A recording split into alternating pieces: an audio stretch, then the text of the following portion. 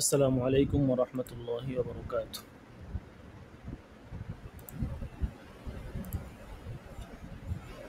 আসসালামু আলাইকুম ওয়া রাহমাতুল্লাহি ওয়া বারাকাতুহু।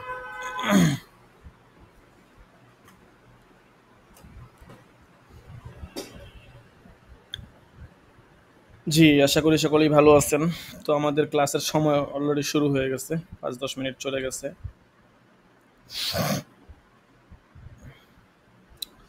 তো আজকে আমাদের কাওয়াইদুল ফিকাহ কিতাব থেকে হবে। ২৪০ নাম্বার কায়দা পর্যন্ত আমরা পড়েছিলাম। আজকে আমরা ২৪১ নাম্বার কায়দা থেকে ইনশাআল্লাহ পড়ব। বিসমিল্লাহির রহমানির রহিম। আল লফযু ইযা তাআদ্দা মা'নিয়াইনি আহাদুহুমা আজলা মিনাল আখর ওয়াল আখরু আখফা ফাল আজলা আমলাকু।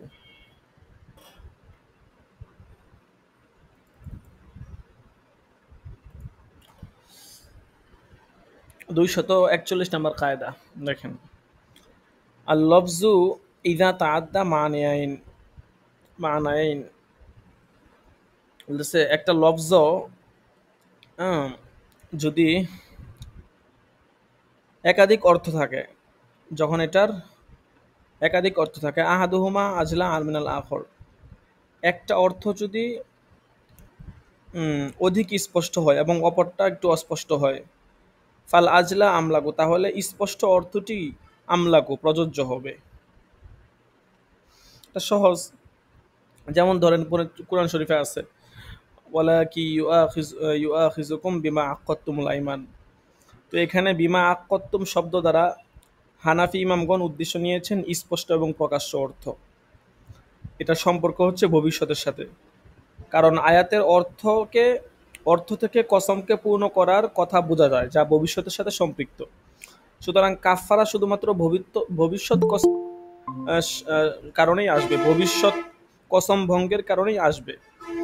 কিন্তু ইমাম শাফি এখানে অন্তরের ইচ্ছা, যেটা অন্তরের এরাদা, সেটার অর্থ নিয়েছেন, যেটা সম্পর্ক অতীতকালের সাথেও হতে পারে।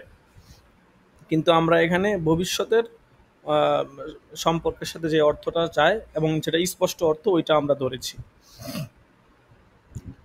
তারপরে দেখেন ২৪২ নম্বর কায়দা।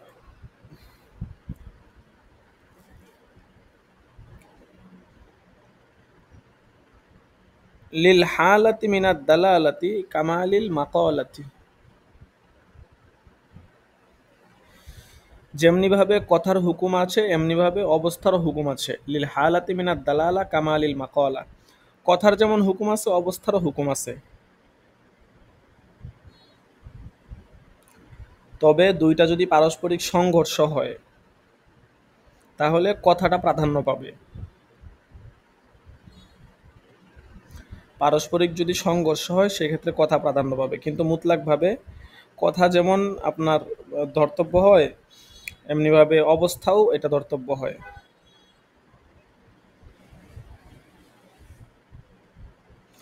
তারপরে দেখেন ২৪৩ নম্বর কায়দা। লিল ওয়ালি ওয়াল আমিরি ওলায়াতুন নজরি লিকুল্লি মান আজুজা আনিন নজরি বিনাফসিহি। অভিভাবক এবং শাসকের জন্য প্রত্যেক ওই ব্যক্তির পক্ষে দেখার অধিকার রয়েছে যে নিজে দেখতে অক্ষম। লিল ওয়ালি, ওয়ালি মানে হচ্ছে অভিভাবক, ওয়াল আমির মানে শাসক, তাদের জন্য উলায়াতুন নজর, দেখার অধিকার রয়েছে, লিকুল্লি মান আজুজা আনিন নজরি বিনাফসিহি, ওই ব্যক্তির পক্ষে দেখার অধিকার যে নিজে দেখতে অক্ষম।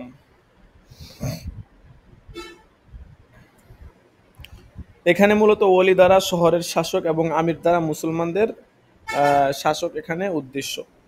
সুতরাং তারা ওই ব্যক্তির পক্ষে কাজ করার অধিকার রাখে যারা নিজে নিজের কাজগুলো করতে পারে না, যেমন এতিম বাচ্চা, পাগল ইত্যাদি। যারা মনে করেন আপনার নিজেরা নিজেদের কাজ করতে পারে না, এদের দেখাশোনা করা, হ্যাঁ, এদের তত্ত্বাবধান, এটার দায়িত্ব ওলি এবং শাসকের আছে, তারা চাইলে সেটা করতে পারবে।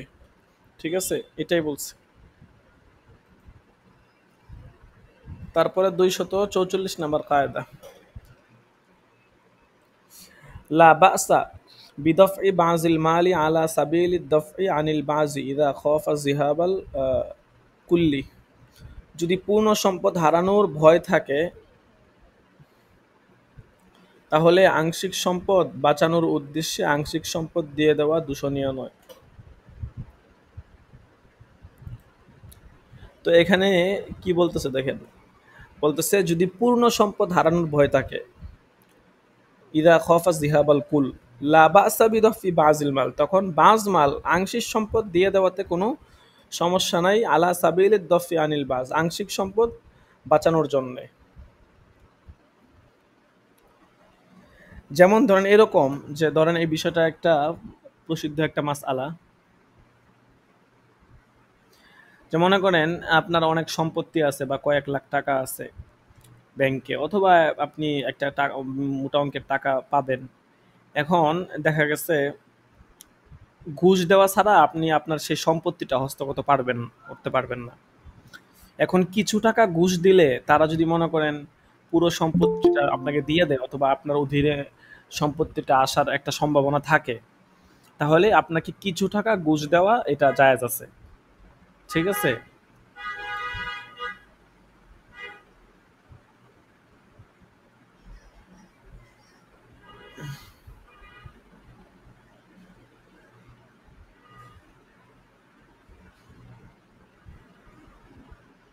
বুঝতে পারছেন? সেই ক্ষেত্রে সে যে অল্প কিছু টাকা ঘুষ দিল এটাতে কোনো সমস্যা নাই, এটা শরীয়তে অনুমোদন দিছে। কারণ আপনি মনে করেন আপনি পান মোটামুটি 20 লাখ টাকা, এখন আপনি যদি 50,000 টাকা ঘুষ না দেন আপনার 19 লাখ টাকায় মার যাবে। তো এক্ষেত্রে শরীয়ত বলতেছে যে না, যদি এতটুকু এই, অল্প কিছু খরচ করার দ্বারা যদি মানে দেখা গেছে তার পুরো সম্পত্তিটা হাতে আসার সুযোগ থাকে, সেই ক্ষেত্রে ঘুষ দিতে পারবে। ঠিক আছে, কোনো সমস্যা নেই।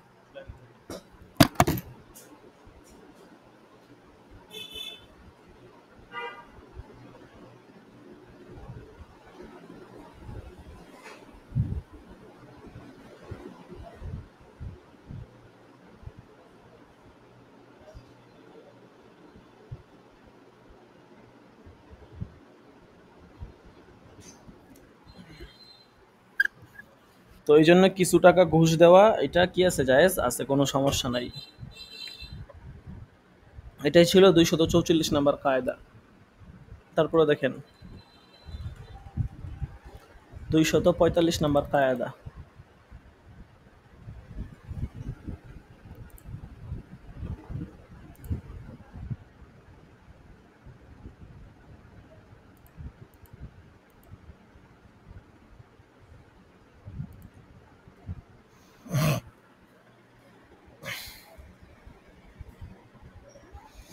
লা তারজিহা বিকাসরতি আদদির রুয়াতি ইন্নামা হুয়া বিফিকহির রাওয়ি।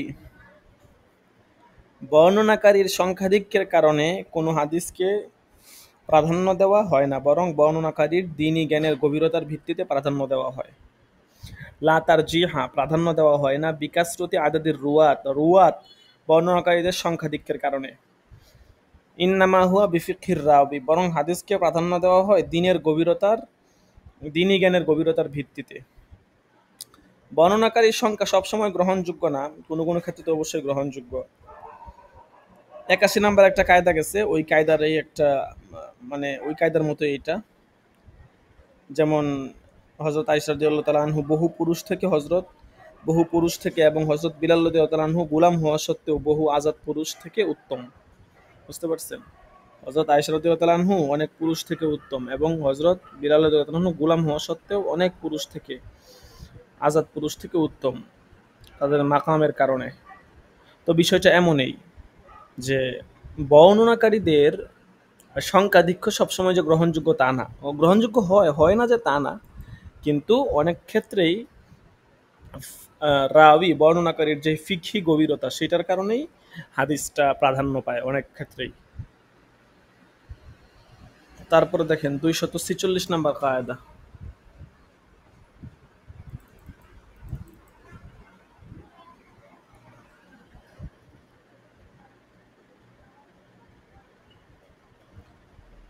লা তাসিহু ইজাজাতুল বাতিলি, বাতিল অনুমোদন গ্রহণযোগ্য নয়। লা তাসিহু গ্রহণযোগ্য নয়, ইজাজাতুল বাতিল বাতিল অনুমোদন।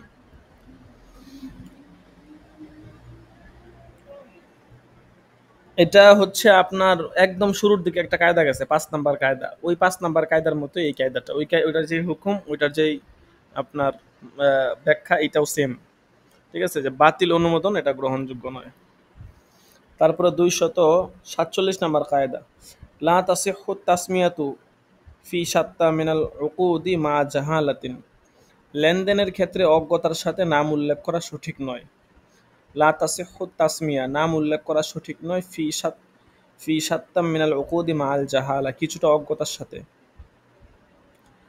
হ্যাঁ, লেনদেনের ক্ষেত্রে, হ্যাঁ, যদি আপনার অজ্ঞতা থাকে সেক্ষেত্রে নাম উল্লেখ করা সঠিক হবে না।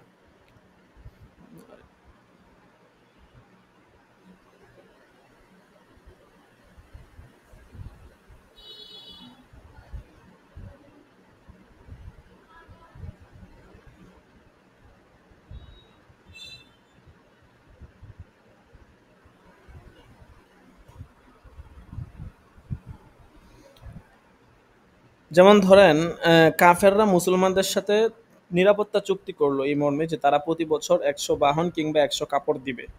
তাহলে এই চুক্তি বাতিল বলে বিবেচিত হবে। কারণ কি? কারণ হচ্ছে বাহন এবং কাপড় উভয়টি এমন প্রাণী এবং এমন বস্তু যার বিভিন্ন প্রকার আছে, ধরন আছে। এখন কোন বাহন দিবে, কেমন কাপড় দিবে, কিসের কাপড় দিবে, এই সমস্ত সিফাত উল্লেখ করতে হবে।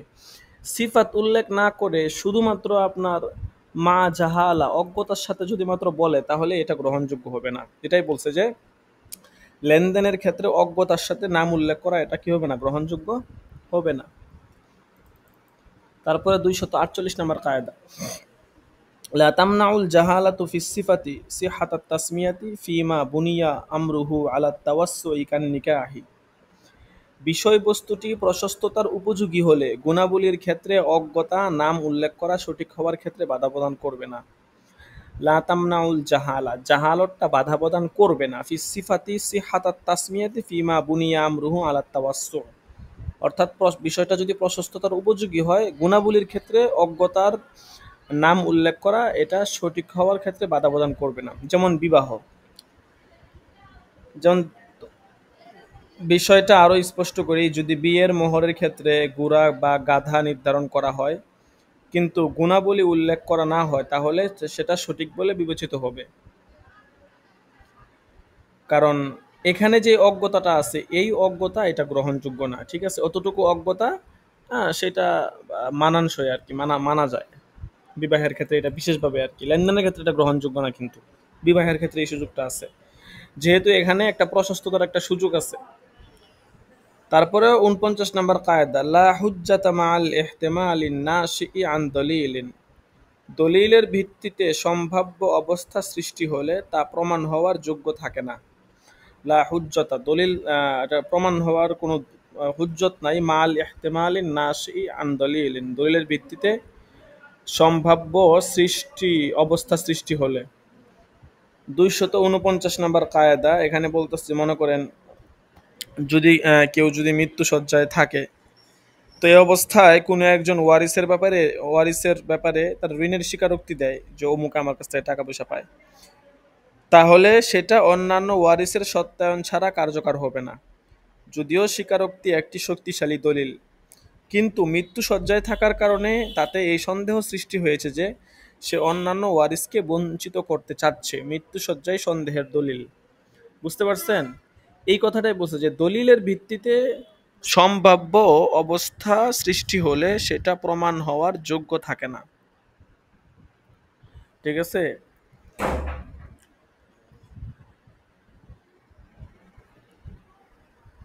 কারণ এখানে সে মৃত্যু সজ্জায় আছে, এইটাই একটা সম্ভাব্য দলিল। ঠিক আছে, এইটাই দালালত করতেছে যে এখানে তার হয়তো সে অন্য ওয়ারিসদেরকে ধোঁকা দিবে, প্রতারণা দিবে, এই জন্য আরেকজনের, হ্যাঁ, আপনার সে ঋণের কথা বলতেছে যে অমুকে আমার কাছে টাকা পায়। ঠিক আছে, এই যে আপনার মৃত্যু সজ্জায় আছে, এইটাই এখানে দলিল। ঠিক আছে, তারপর ২৫০ নাম্বার কাজে দেখেন, লা হুজ্জাতা মা তানাকুজি লাকিন লা ইয়াখতাল্লু মা হুকমিল হাকিম। বলতেছে, সে বিরোধপূর্ণ বিষয়ে দলিল হওয়ার যোগ্য নয়, তবে তা বিচারকের সিদ্ধান্তের ক্ষেত্রে কোনো প্রভাব বিস্তার করবে না। লা হুজ্জাতা মা তানাকুজি লাকিন লা ইয়াখতাল্লু মা হুকমিল হাকিম, বিরোধপূর্ণ বিষয় যেটা, ঠিক আছে।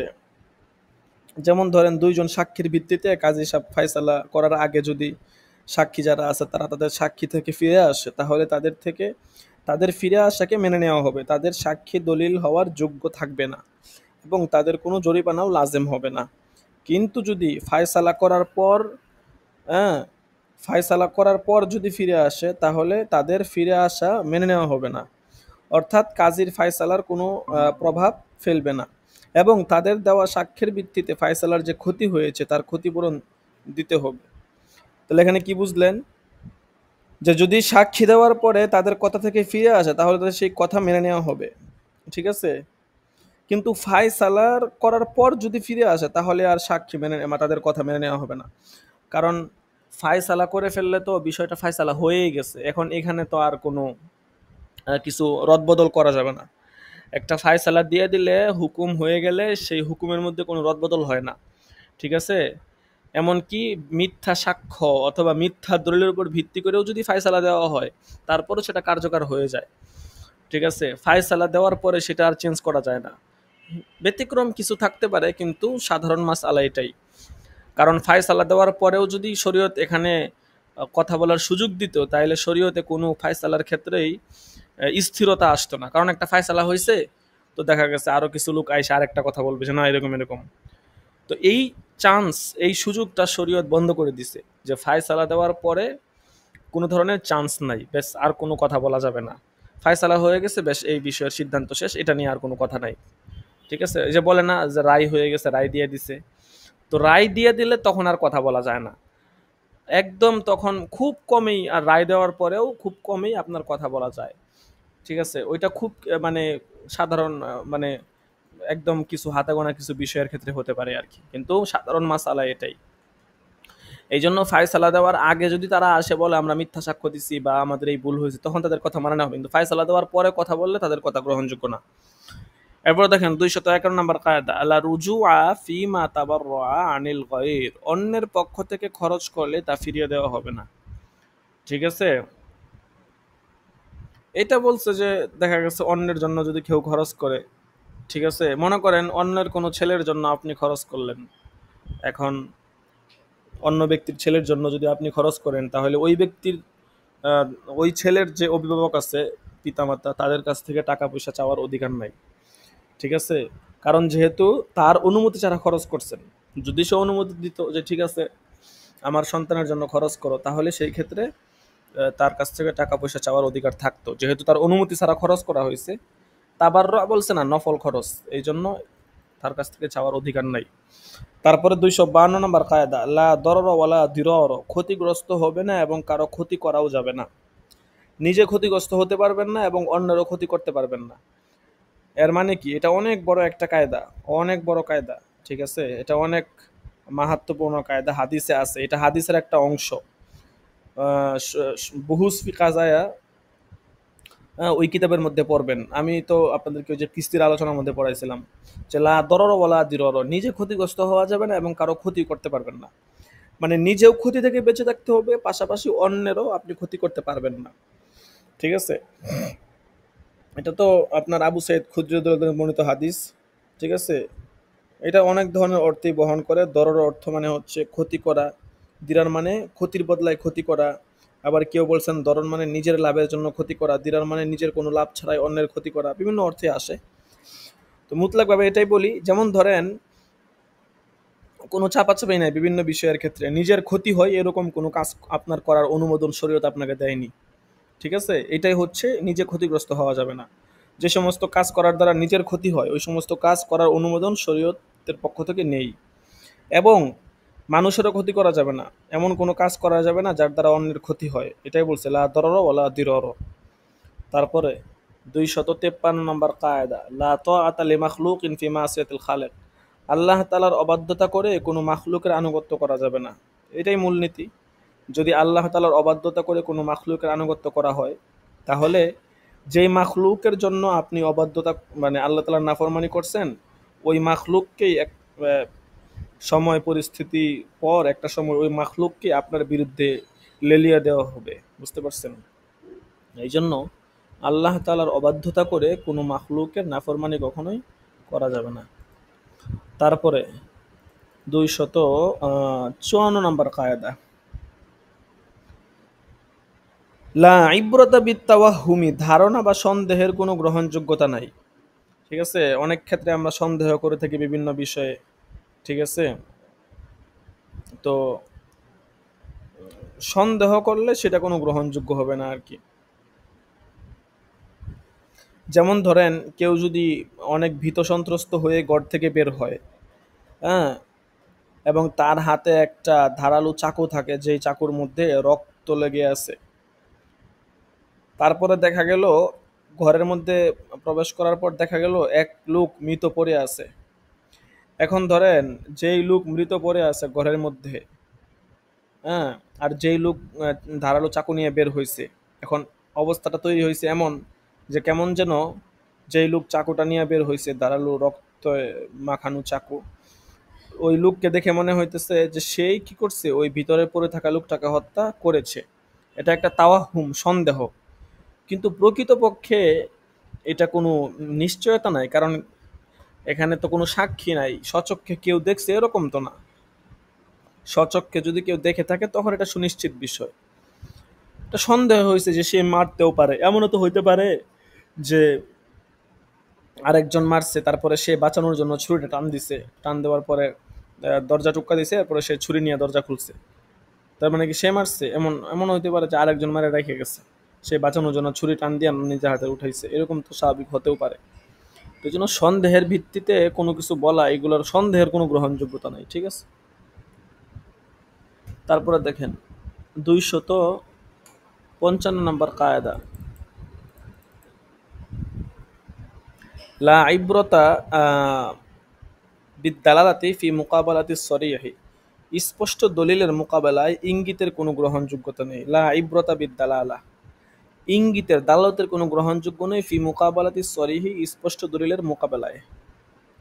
যে দলিলটা সুস্পষ্ট, এরকম সুস্পষ্ট দলিলের মোকাবেলায় কোনো ইঙ্গিত গ্রহণযোগ্য না। যে স্বাভাবিক বিষয়, কোনো একটা বিষয়ে যদি মনে করেন সুস্পষ্ট দলিল থাকে, প্রমাণ থাকে, সেই ক্ষেত্রে কোনো ধরনের ইঙ্গিত করা সেটা গ্রহণযোগ্য হবে না। তারপরে দেখেন 256 নম্বর কায়দা, লা ইব্রতা বিজন্নিল বাইয়িনি বাইয়িনু খতাউহু, যেই ধারণা ভুল স্পষ্ট, যেই ধারণার ভুলটা আল বাইয়িনু খতাউহু, যেই ধারণার ভুলটা স্পষ্ট তার কোনো গ্রহণযোগ্যতা নেই। ধরেন এক জায়গায় আপনি পানি পাইছেন, ঠিক আছে, মরুভূমিতে, বা এখন এখানে পানিটা কি নাপাক নাকি পাক, এইটা নিয়ে আপনার একটা সন্দেহ সৃষ্টি হয়েছে।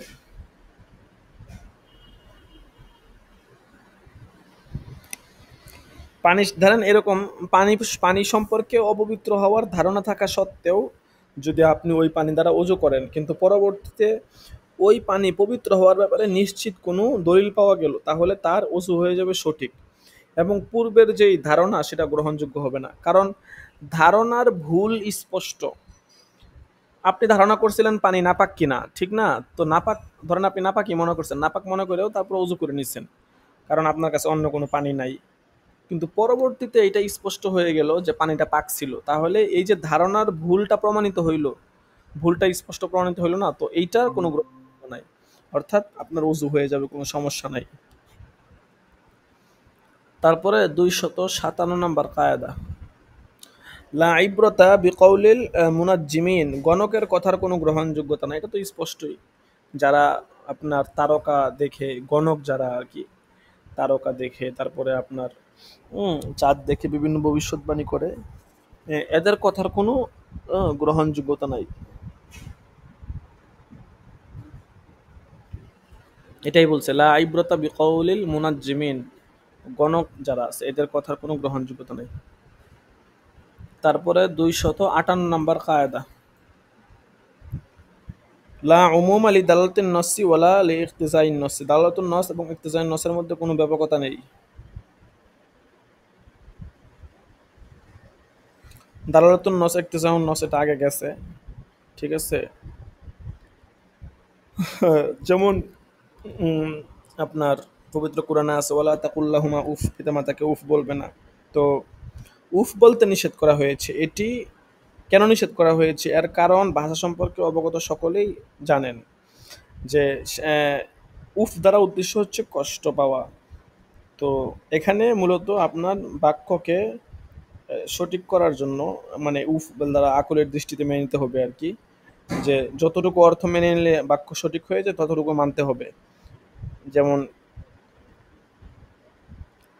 কেউ যদি তার স্ত্রীকে বলে আনতে কোন, এখন এখানে তিন তালাকের নিয়ত করে তাহলে এক তালাকেই পতিত হবে। কারণ তালেকুন এটা কোনো কারো গুণ নয়, এটা একটা সিফত। এটা বাক্যকে মেনে নেওয়ার জন্য গ্রহণ করা হয় আর কি। তো দালালাতুন নস ইকতিজাউন নস এটাও বাক্যের সাথে সংশ্লিষ্ট কোনো বিষয় নয়, এটা হচ্ছে অর্থের সাথে সংশ্লিষ্ট বিষয়। ঠিক আছে? আর ব্যাপকতা এটা হচ্ছে শব্দের গুণ। সুতরাং দালালাতুন নস ইকতিজাউন নস এটা ব্যাপক থাকার প্রশ্ন আসে না, বরং এটা আপনার অর্থের একটা গুণ, অর্থের দিকে লক্ষ্য করেই ধরা হবে আর কি।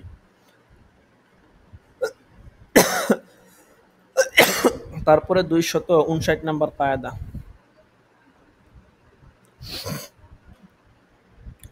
লা কিওয়ামা লিদ-দাল্লাতি মা'আন নসি, শরঈ দলিলের উপস্থিতিতে ইঙ্গিতের কোনো গ্রহণযোগ্যতা নাই। এই কায়দা তো একটু আগে গেল, 255 নম্বর কায়দা যেটা, এটা সেম কায়দা, ঠিক আছে?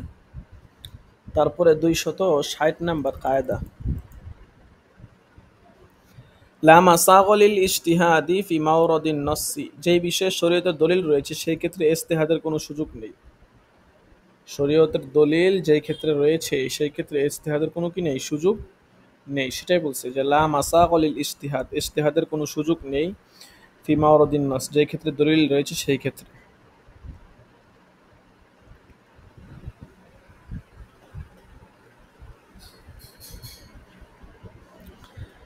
আচ্ছা, তারপরে কায়দাগুলো ছোট ছোট আছে দেখি, আর কয়টা দিয়ে দিই। 261 নম্বর কায়দা, লা ইয়াবকা বা ইয়াবকি লিল ইনসানি আল মিলকু আলা নাফসি, মানুষ নিজের উপর কোনো মালিকানা নেই। মানুষ তার নিজের উপরে কোনো মালিকানা নেই, এটা আল্লাহ প্রদত্ত, আল্লাহ তাআলা দিয়েছেন। ঠিক আছে? তো এই জন্য সে কেউ ইচ্ছা করলেই তার হাত পা চোখ কোনো অঙ্গ বিক্রি করতে পারবে না, যেহেতু সে নিজে এগুলোর মালিক নয়। বুঝতে পারছেন? তারপরে 262 নম্বর কায়দা, লা ইয়াতিম্মু তাবাররু ইল্লা বিল কবজি, হস্তান্তর ছাড়া দান পরিপূর্ণ হয় না। আপনি বলছেন যে আমি এটা তাকে দান করে দিলাম, কিন্তু আপনি এখনো হস্তান্তরই করেন নাই। বলতেছে এই যে হস্তান্তর যদি কেউ না করে তাহলে এর দ্বারা দানটা পরিপূর্ণ হয় না। দান পরিপূর্ণতা লাভের জন্য অবশ্যই হস্তান্তর করতে হবে। তারপরে 263 নম্বর কায়দা, লা ইয়াসবুতু শাইউম মিনাল হুকমি বিবাযিল ইল্লাতি, আংশিক কারণ দেখিয়ে কোনো হুকুম প্রমাণিত করা যায় না। লা ইয়াসবুতু শাইউন মিনাল হুকমি, কোনো হুকুম প্রমাণিত করা যাবে না বিবাযিল ইল্লা, আংশিক কারণ দেখিয়ে।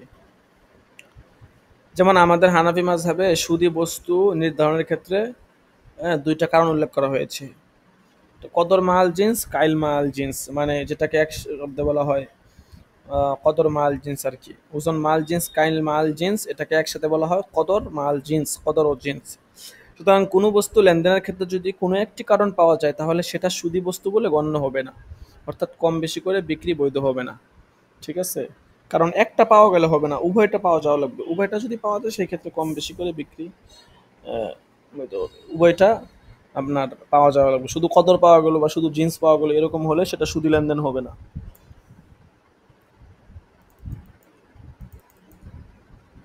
তারপরে 264 নম্বর কায়দা,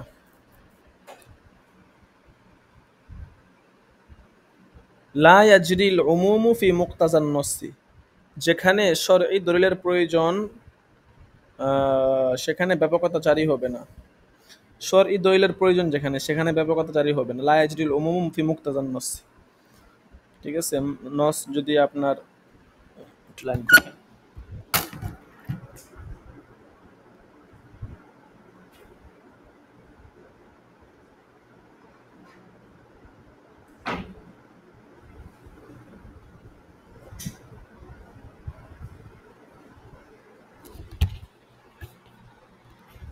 শরঈ দলিলের প্রয়োজন যেখানে, ঠিক আছে, সেখানে বলতেছে যে ব্যাপকতা জারি হবে না। যেমন উদাহরণ দিলে বুঝতে পারবেন। আগে যে ২১৮ নাম্বার কায়দাটা গেছে ওই কায়দার মতোই এইটা। সেম ওই যে বলছে না লা উমালি দাতুন নস ওয়ালা ইকতিজাউন নস এইটাই। এটা আর এই কায়দা সেম একই অর্থ। এরপর ২৬৫ নাম্বার কায়দা লা ইয়াজুজুল ইহতিজাজু বিল মাফহুমি ফি কালামিন নাসি মানুষের কথাবার্তার ক্ষেত্রে বিপরীত ভাবার্থ দিয়ে দলিল পেশ করা জায়েজ নয়। হ্যাঁ, এটা অনেকে বলে কিন্তু মুতাআখির উলামায়ে কেরামের নিকট মানুষের কথাবার্তার মাফহুমে মুখালেফটা গ্রহণযোগ্য। শরীয়তে মাফহুমে মুখালেফ গ্রহণযোগ্য না, এটা আমাদের হানাফি মাযহাবের মুফতাবিহি কৌল যে শরীয়তের ক্ষেত্রে মাফহুমে মুখালেফ গ্রহণযোগ্য না। কিন্তু মানুষের কথাবার্তার ক্ষেত্রে মাফহুমে মুখালেফটা গ্রহণযোগ্য হবে। বুঝতে পারছেন? আজকে 10টা অলরেডি বেজে যাইতেছে। মাত্র ক্লাসে আপনারা এই কয়েকজন আসছেন। যাক, আমি ভাবছি এখনো অনেকে আসে নাই। অনেকে এখনো অনুপস্থিত আছে। আমি তো বলছিলাম শনিবার দিন ক্লাস একটু আগে শেষ করে দিব, কারণ সোমবার দিন আর বুধবার দিন লং টাইম ক্লাস হবে, 11টার উপরে বেজে যাবে। তো যেটা বলতেছিলাম, মাফহুমে মুখালেফ, তো এই মাফহুমে মুখালেফটা সেটা গ্রহণযোগ্য হবে মানুষের কথাবার্তার ক্ষেত্রে। কায়দা কিন্তু বলতেছে গ্রহণযোগ্য হবে না, কিন্তু আমাদের মুফতাবিহি কৌল কিন্তু গ্রহণযোগ্য হবে। তবে শরীয়তের ক্ষেত্রে মাফহুমে মুখালেফটা গ্রহণযোগ্য না। মুতাআখিরুন উলামায়ে ওনারা বলছেন যে মানুষের কথাবার্তার ক্ষেত্রে মাফহুম মুখালেফটা গ্রহণযোগ্য। যেমন ধরেন কেউ বলছে যে সে আমার নিকট ১০০ টাকার বেশি পাবে না। এখন এর মাফহুম মুখালেফ কি যে ১০০ টাকা পাবে, ১০০ টাকার বেশি পাবে না মানে কি ১০০ টাকা পাবে। ঠিক আছে? তো এইটা তার কথা গ্রহণযোগ্য যে সে আমার নাকি ২০০ টাকার বেশি পাবে না, তার মানে অবশ্যই ২০০ পাবে। এই যে মাফহুম মুখালেফ নেওয়া, এটা আপনি নিতে পারবেন। এটা আমাদের মুতাআখিরুন উলামায়ে কেরাম বলছেন, এটা মুফতাবিহি কৌল। এটা মানুষের কথাবার্তার, কিন্তু শরীয়তের ক্ষেত্রে হানাফি মাযহাবের ফতোয়া হচ্ছে শরীয়তের ক্ষেত্রে মাফহুম মুখালেফটা গ্রহণযোগ্য না।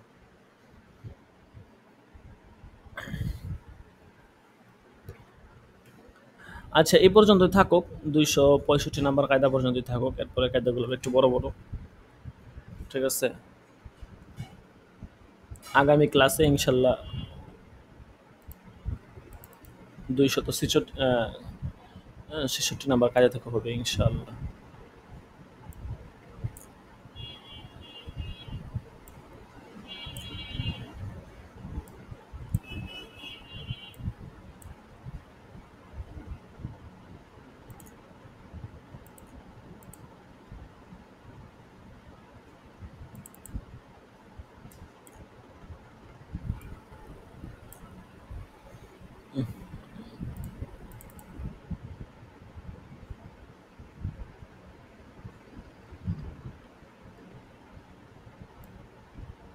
আর এটা মাউসটা সমস্যা নাকি এর সমস্যা বুঝতেছি, একটু ছেড়ে দেয় কেন? ছেড়ে দেয়।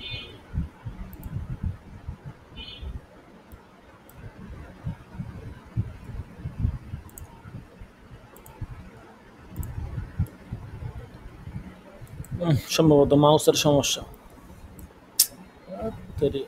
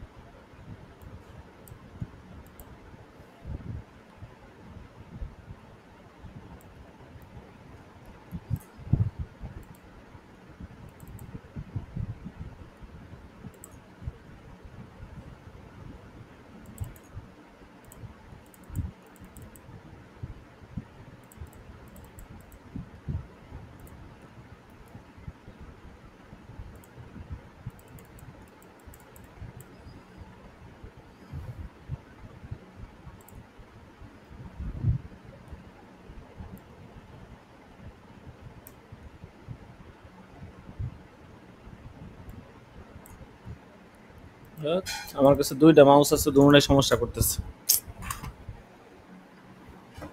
দেখি এটা দেওয়া হয় কিনা।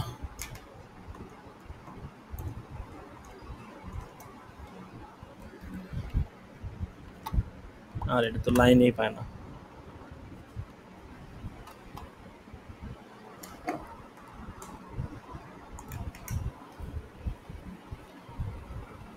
আরে কপাল।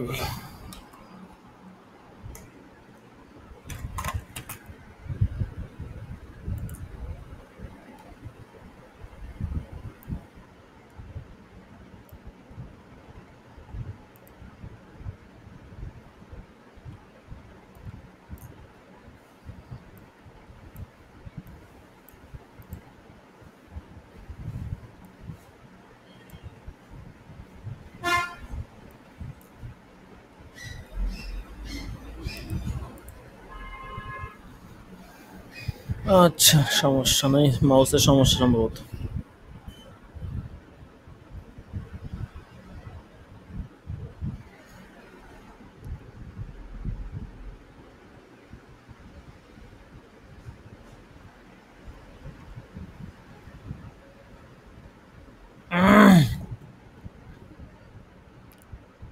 আচ্ছা, কাওয়ায়েদ ফিকহ শেষ হয়ে গেল, আমরা আল আসবা কিতাব থেকে ধরি।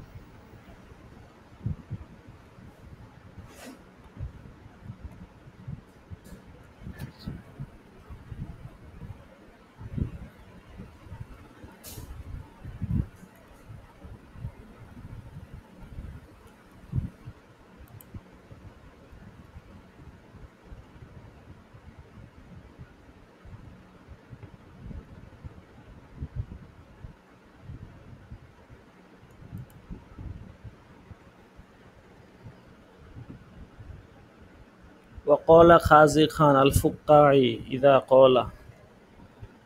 মার্কেটিং সম্পর্কে আলোচনা চলতেছিল।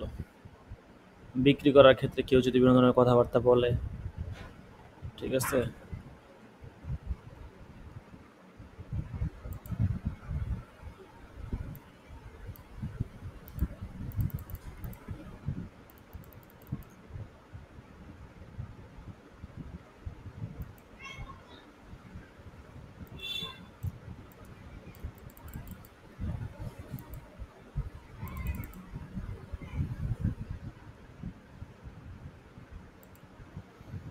এটা সিলেক্টই করা যায় না। যাই হোক, এবারও তো দেখতে পারতেছেন ওয়াকালা কাসি খান, এখান থেকে হবে আর কি।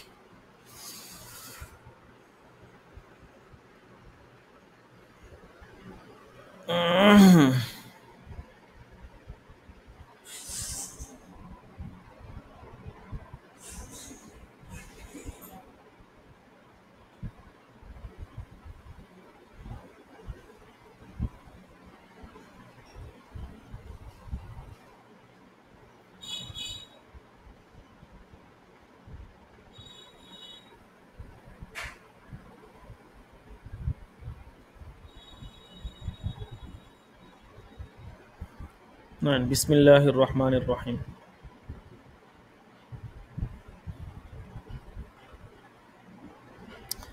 ক্বালা কাজী খান, কাজী খান বলেন, আল ফুক্কাই ইজা ইনদা ফাতহিল ফুক্কাই লিল মুশতারি সাল্লি আলা মুহাম্মদ ক্বালু ইয়াকুনু আসিমান ওয়া কাযাল হারিসু ইজা ক্বালা ফিল হিরাসাতি লা ইলাহা ইল্লাল্লাহ ইয়ানি লিআজলিল ইলাম। আচ্ছা,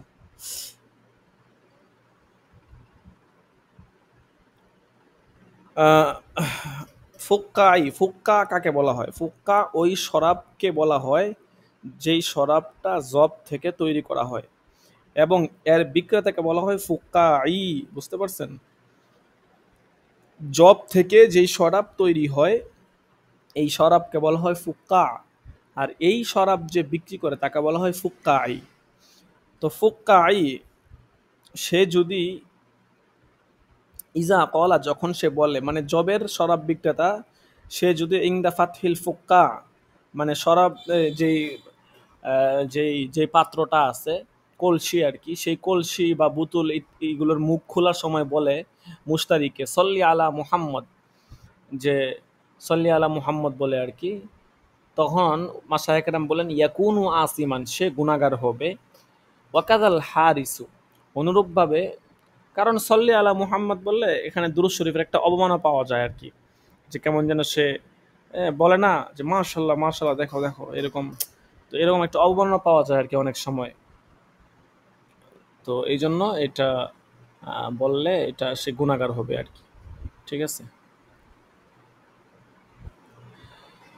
ওয়াকাদাল হারিসু ইদা ক্বালা ফিল হিরাসাতি লা ইলাহা ইল্লাল্লাহ ইয়ানি লিআজলিল ইলাম, সে অনুরূপভাবে পাহারাদার যদি পাহারা দেওয়ার সময় সে জাগ্রত আছে, এটা লোকদেরকে জানানোর জন্য আর কি লা ইলাহা ইল্লাল্লাহ বলে, হ্যাঁ, তাহলেও সে গুনাহগার হবে। বেখিলাফিল আলেম, তবে কোনো আলেম যদি ইদা ক্বালা ফিল মজলিসে বসে বলে সল্লু আলান নবী, তোমরা নবীর উপর দুরূদ পাঠ করো, ফাইন্নাহু ইউসাবু আলা হাদা, তার এই কথা বললে তাকে সওয়াব দেওয়া হবে। কারণ আলেমের এরকম মজলিসে বসে সল্লু আলা মুহাম্মদ বলার দ্বারা উদ্দেশ্য হচ্ছে শ্রোতাদেরকে দরুদ শরীফ পাঠ করানো, এটা মূলত উদ্দেশ্য থাকে। কিন্তু অন্যান্য ক্ষেত্রে পাহারাদার যদি এরকম বলে তাহলে তার মূলত এটা উদ্দেশ্য থাকে না, বা শরাব বিক্রেতা এগুলো বললে তার সেটা উদ্দেশ্য থাকে না, অন্য মার্কেটিং করার উদ্দেশ্য থাকে। বলতেছে ওয়াকাদাল গাজী ইদা ক্বালা কাব্বিরু ইউসা, অনুরূপভাবে কোনো মুজাহিদ যদি বলে কাব্বিরু, তোমরা তাকবীর বলো, সব দেওয়া হবে। লিআন্নাল হারিস ওয়াল ফুক্কা ইয়াখুযানি বিহাযা আজর, তাইলে হারেস এবং ফুক্কাইয়ের ক্ষেত্রে সমস্যা কি, তাদেরকে সব দেওয়া হবে না কেন, গাজী এবং আলেমকে সব দেওয়া হবে? বলতেছে হারেস পাহারাদার এবং ফুক্কাই যে শরাব বিক্রেতা আছে, তারা তো ইয়া খুজানি বিহাদা, এটাকে গ্রহণ করেছে আজর, পারিশ্রমিক, মানে এর বিনিময়ে পারিশ্রমিক গ্রহণ করে থাকে। কারণ তারা সল্লি আলা এগুলো বলতেছে ইত্যাদি ইত্যাদি বলতেছে, মূলত পারিশ্রমিক তারা গ্রহণ করবে, এই জন্যই মূলত তারা কিন্তু এটা বলতেছে, এখানে অন্য কোনো উদ্দেশ্য থাকে না। এই জন্য বলতেছে তাদের জন্য এটা মাকরু হবে, তারা এরকম যদি তারা বলে।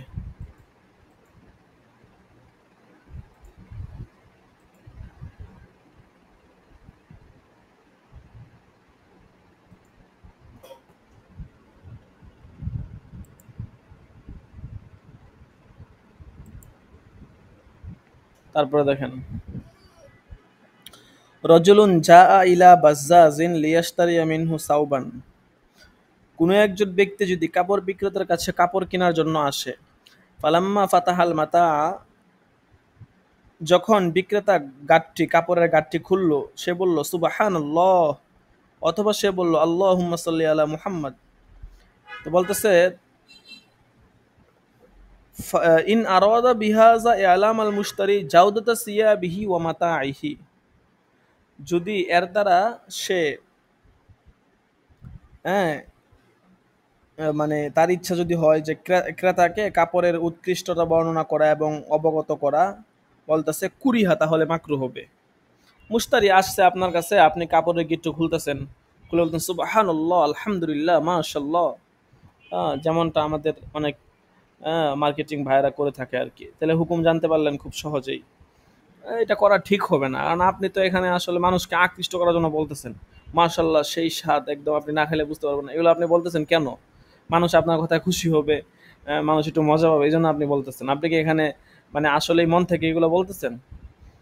এগুলা মানে কাফের হয়ে যাবে এরকম বলা যাবে না, কারণ সে তো আর তুচ্ছ তাচ্ছিল্যের জন্য বলতেছে না, যে এটা গুনাহ হবে আর কি, ঠিক আছে, এই এরকম করাটা ঠিক হবে না, বুঝতে পারছেন? অথচ একটা সময় গেছে, যদিও এখন একটু কম, যে সমস্ত মানুষগুলো মানে তারা একটা এটা কি বলে, ট্রেন্ডিং হয়ে গেছে আর কি একটা বিষয়, যখন যা একটা ভাইরাল হয়ে যায় আর কি। তো মাঝখানে এগুলা ভাইরাল হয়েছে খুব, ঠিক আছে, এখন আবার একটু কমছে। তো এগুলো ঠিক না, কারণ আপনি এখানে কেন বলতেছেন, আপনি বলেন সুবহানাল্লাহ, যে এখানে বলতেছে কি, মুশতারিকে লক্ষ্য করে সে বলতেছে কেন জাউদাতা সিয়াবিহি ওয়া মাতাইহি, আপনি হানিনাট বিক্রি করবেন, আপনার হানিনাটের জাউদাতা, হানিনাটের যে উৎকৃষ্টতা আছে, এটা বোঝানোর জন্য যদি আপনি সুবহানাল্লাহ আলহামদুলিল্লাহ বলতে থাকেন, এটা তো ঠিক হইল না, কুরিহা, এটা মাকরু হবে এটা। কারণ অবশ্যই আপনি কাস্টমারদেরকে আকৃষ্ট করার জন্য এদের মানে, এবং আপনি মুখের ভাবটা এমন একটা ভাব নেন যে মাশাল্লাহ, কি একটা অস্থির ভাব। মনে করেন যে কাস্টমার যে থাকে বা দর্শক যে দেখতেছে, হ্যাঁ মনে করেন পারে না গিয়া খায়া স্বাদ আস্বাদন করে। তো এইটা তো মূল উদ্দেশ্য মার্কেটিং করা, কাজে এটা কিন্তু জায়েজ হবে না, এটা মাকরুহে তাহরিমি হয়ে হয়ে যাবে। আচ্ছা, তারপর দেখেন ওয়াফিহা আইজন আরো মাসলা বলতেছে, ইদা কলাল মুসলিমুল জিম্মি, যদি কোনো মুসলমান জিম্মিকে বলে আতল আল্লাহ বাকা আকা, আল্লাহ তাআলা মুসলমান জিম্মিকে বলতেছে যে আতল আল্লাহ বাকা আকা, আল্লাহ তাআলা তোমাকে তোমাকে আরো মানে দীর্ঘজীবী করুক, আর কি, তোমাকে বাঁচিয়ে রাখুক। জিম্মি বা কাফেরের জন্য দোয়া করতেছে। কলু, মাশায়েখ কেরাম বলেন, ইন্নাওয়া বিকলবিহি আই ইউতিল আল্লাহু বাকাআহু লাআল্লাহু আই ইউসলিমা আও ইউআদ্দিয়াল জিজিয়াতা আন যুল্লিন ওয়া সগরিন লা বাসা বিহি, লাআল্লাহু আই ইউসলিমা আও ইউআদ্দিয়াল জিজিয়াতা আন যুল্লিন ওয়া সগরিন লা বাসা বিহি, যে যদি এর দ্বারা সে নিয়ত করে ইন্নাওয়া বিকলবিহি আই ইউতিল আল্লাহু বাকাআহু, আল্লাহ তাআলা তার জীবনটাকে বাড়িয়ে দিক, সে নিয়ত করছে যে লা আল্লাহু হতে পারে আই ইউসলিমা সে মুসলমান হয়ে যাবে, আও ইউআদ্দিয়াল জিজিয়াতা আন যুল্লিন ওয়া সাগর, অথবা সে লাঞ্ছিত অপমানিত হয়ে অপদস্থতার শিকার হয়ে জিজিয়া আদায় করতে থাকবে, তাহলে তো মুসলমানদের লাভ হবে। যদি এরকম নিয়ত করে মুসলমান জিম্মির জন্য দোয়া করে কোনো সমস্যা নাই। লিয়ান্না হাজা দুআউন লাহু ইলাল ইসলামিক, কারণ এটা মূলত তাকে ইসলামের দিকে দাওয়াত দেওয়ারই একটা দোয়া। আউ লিমান ফাআতিল মুসলিমিন, অথবা মুসলমানদের কোনো উপকার কামনার দোয়া, এটা কোনো সমস্যা নাই। কিন্তু যদি এর দ্বারা কি নিয়ত করে, যে অন্য কোনো নিয়ত থাকে, মানে এরকম কোনো নিয়ত না থাকে এমনিতে আর কি, তাহলে তো এরকম দোয়া কাফেরের জন্য করা ঠিক হবে না, ঠিক আছে? কারণ কাফেররা আল্লাহ তাআলার রহমত থেকে দূরে থাকে, তাদের জন্য আপনি কখনো রহমতের দোয়া করতে পারেন না, সর্বোচ্চ হেদায়েতের দোয়া করতে পারেন, ঠিক আছে? আচ্ছা, তারপরে বলতেছে সুম্মা কল রজুলুন আমসাকাল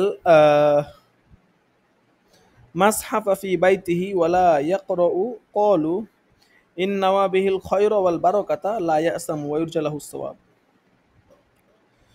কোনো এক ব্যক্তি যদি কোরআনের কপি নিজের ঘরে রাখে, আমসাকাল মাসহাফ ফি বাইতি, মাসহাফকে তার ঘরে রাখছে, ওয়ালা ইয়াকরাউ কিন্তু সে নিজে পড়ে না, ইন্নামা বিহিল খয়রা ওয়াল বারাকা যদি এর দ্বারা সে কল্যাণ এবং বরকত ইচ্ছে করে, লা ইয়াসাম গুনাহ হবে না, ওয়া ইরজা লাহু সওয়াব এবং সওয়াবের আশা করা যায়। যেহেতু মনে করেন আপনি একজন যে কোনো একজন ব্যক্তি আর কি, সে কোরআন শরীফকে নিজের ঘরে রাখছে, কোরআন শরীফ নিজের ঘরে থাকলে আশা করা যায় ঘরে রহমত বরকত হবে, সওয়াব হবে, এরকম আশা করলে কোনো সমস্যা নেই, ঠিক আছে?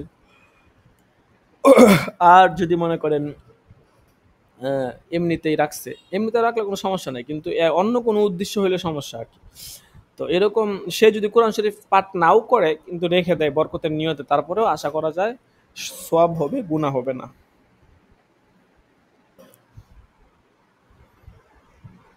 দেখেন, সুম্মা ক্বালা রাজুলুন ইয়াযকুরুল্লাহা ফি মাজলিসিল ফিসকি, অতঃপর বলতেছেন যে এক ব্যক্তি পাপাচারের মজলিসে বসে আল্লাহর জিকির করতেছে। ক্বালু, মাশায়েখে কেরাম বলেন, ইন্নাওয়া আন্নাল ফাসাকাতা ইয়াশতাগিলুনা বিল ফিসকি, যদি তার নিয়ত হয় যে ফাসেক ও ফাজের লোকেরা পাপাচারে লিপ্ত থাকলে থাকুক, হ্যাঁ, আনা আশতাগিলু বিত তাসবিহি, আমি তাসবিহ আল্লাহ তাআলার তাসবিহ পাঠেই রত থাকি, ফাহুয়া আফজালু ওয়া আহসানু, তাহলে এইটা তার জন্য ভালো হবে, উত্তম হবে। ওয়া ইন সাব্বাহা ফিস সুকি, আর যদি সাব্বাহা ফিস সুক, বাজারে যদি সে বলতেছে হুম, ওয়া ইন সাব্বাহা ফিস সুকি নাওয়ান আন্নান নাসা ইয়াশতাগিলুনা বিউমুরিদ দুনিয়া। আচ্ছা,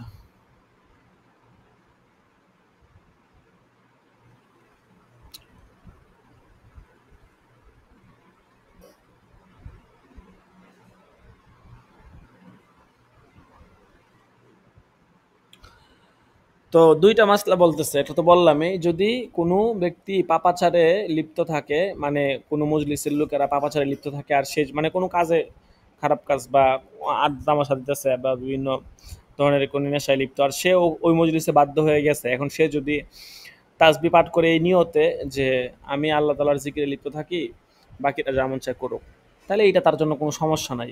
ফাহুয়া আফজল ওয়া আহসানু।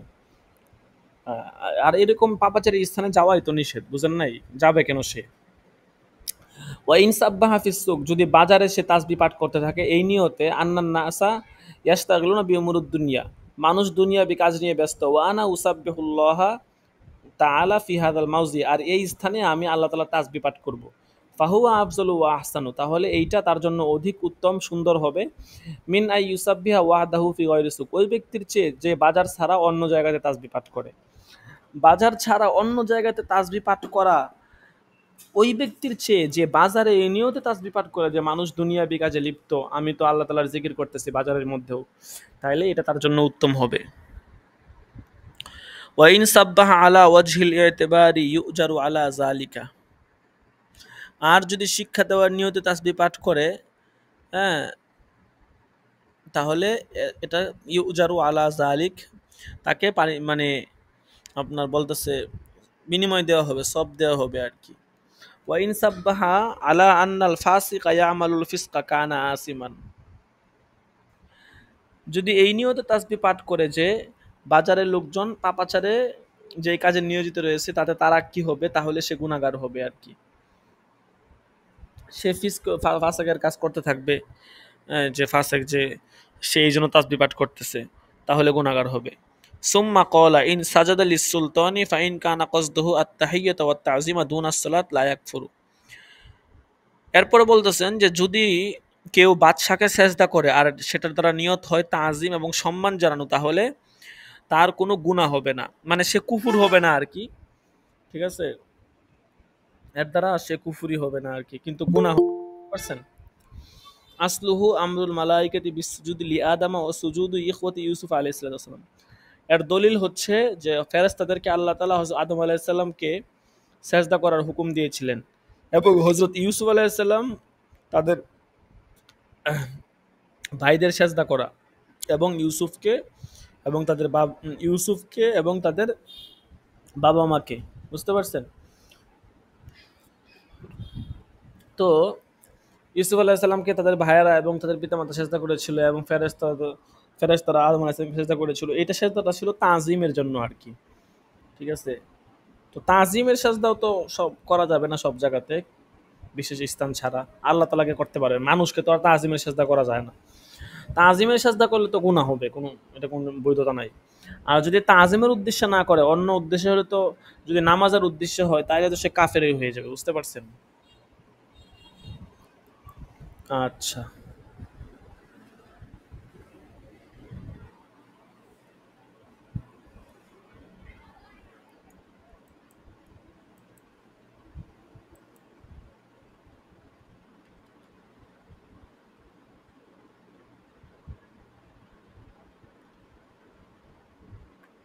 কোনো দাড়ি কমা কিছুই নাই। আচ্ছা, আমাদের এই ফুল স্টপ পর্যন্ত থাকুক। ওয়ালাউ উকরিহা আলা সুজুদি, হ্যাঁ, লিল মালিকি বিল কতলি, যদি বাদশার জন্য সেজদা করার বিষয়ে হত্যার ধমকি দেওয়া হয় তাহলে কি হুকুম হবে? এখানে কিন্তু সব মাসলা বলতেছে, বুঝছেন? মানে আগেরটা তো একটা আলোচনার সাথে আরেকটার একটা সম্পর্ক ছিল, কিন্তু এখানে আগের আলোচনার সাথে পরের কোনো সম্পর্ক নাই। এখানে সমস্ত আলোচনা হইতেছে মাসলা, মাসলা মাসাইল বলতেছে, নতুন নতুন মাসলা মাসাইল বলতেছে, নতুন নতুন বিষয় সবগুলো।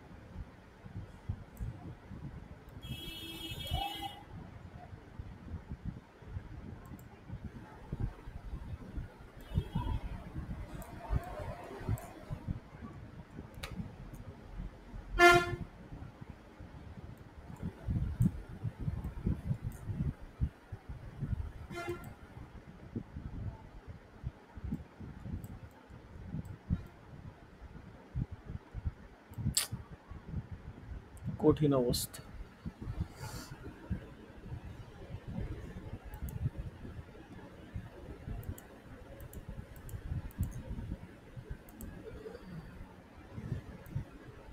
মাউসে কাজ করে না।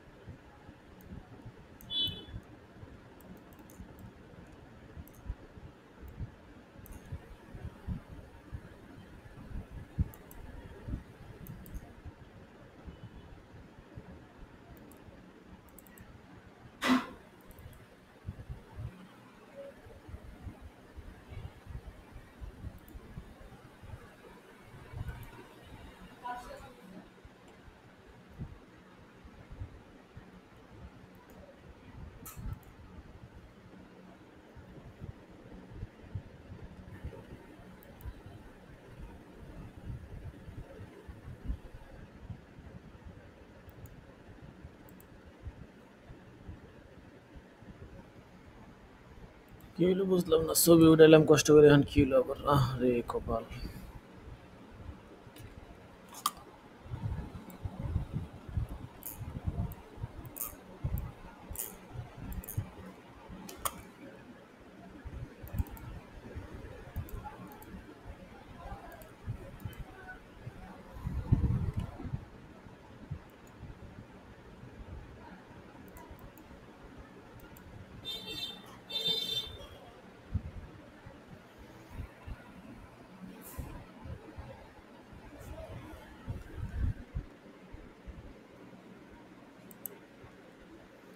আচ্ছা, হাজিরা ডাকা হবে, হাজিরা দিয়ে দিন সকলে।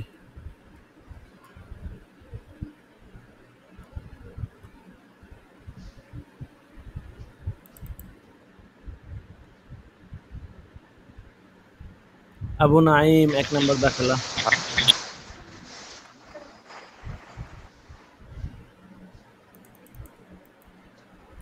আব্দুল বাসিত নাই, আমানুল্লাহ আছে।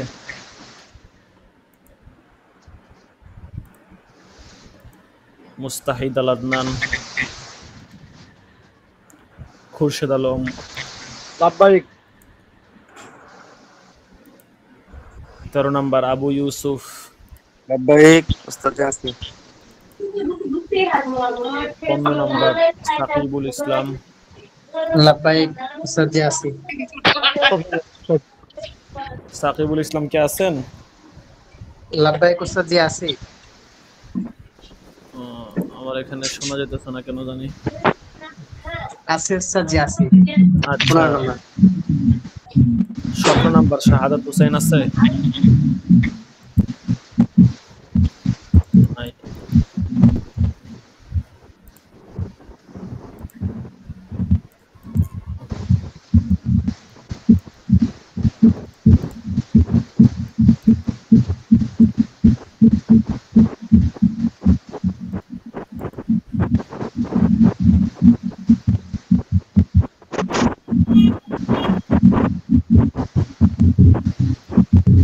আঠারো নম্বর মাহদি হাসান। লাব্বাইক উস্তাদ জি, লাব্বাইক। মাহদি হাসান। লাব্বাইক উস্তাদ জি। আচ্ছা, 20 নম্বর রাফিউল ইসলাম।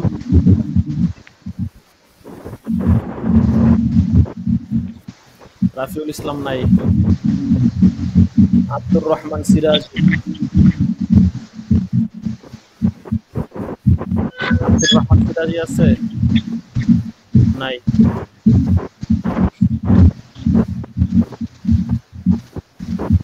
আলী হুসাইন 22 নম্বর। লাব্বাইক উস্তাদ জি। 23 নম্বর এরশাদুল্লাহ। লাব্বাইক উস্তাদ জি। আপনাদের পরীক্ষা বাকি, একটু মেসেঞ্জারে আছে। 24 নম্বর মাসুম বিল্লাহ। নাই। 25 নম্বর আবু বকর সিদ্দিক। আল আমিন নাই। তাসমিম মাহমুদ নাই। 33 তুফাইল আহমদ আছে? লাব্বাইক উস্তাদ জি। তুফাইল আহমদ আছে? জি উস্তাদ জি, লাব্বাইক। আচ্ছা, তো তারপরে 36 আছে ইউসুফ মাহমুদ। লাব্বাইক। তারপরে 38 আছে নূর হুসাইন, নূর হুসাইন নাই। মনিরুল ইসলাম আছে 39 নাম্বার। মনিরুল ইসলাম, মনিরুল ইসলাম নাই। 40 নাম্বার আছে হযরত আলী।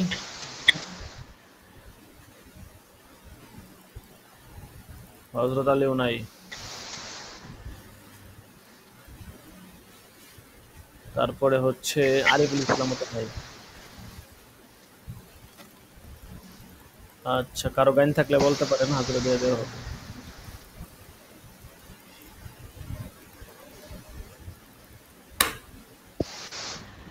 মাউসে কাজ করতেছে না।